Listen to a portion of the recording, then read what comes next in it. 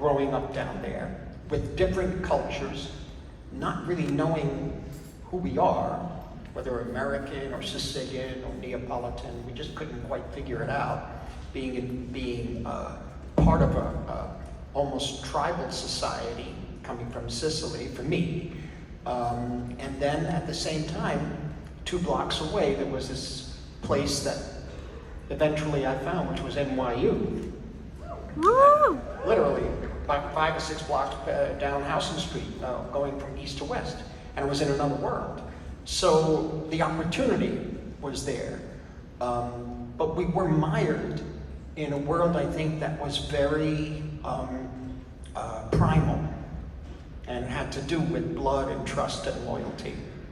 And that was the key. And I saw this go through. I saw my father go through it. I saw my uncles. I saw my brother, my mother, all of them go through and live this way. So that's one aspect of it. And I think no matter what the immigrant group is, the immigrant experience, I think it's generally the same pattern in a way. Who are we in this country? You know, what are we? It's a great experiment. Will it continue? You know, can we make it continue?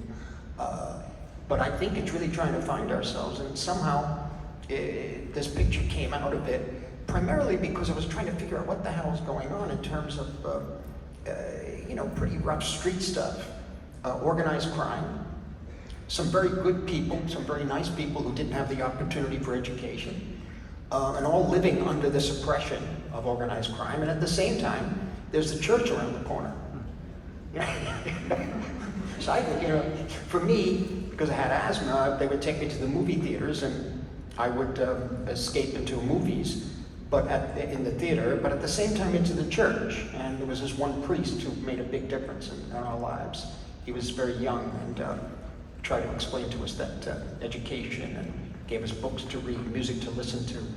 And bottom line is that, you know, basically, you don't have to live the way they're living, in a way, to be stuck and oppressed this way.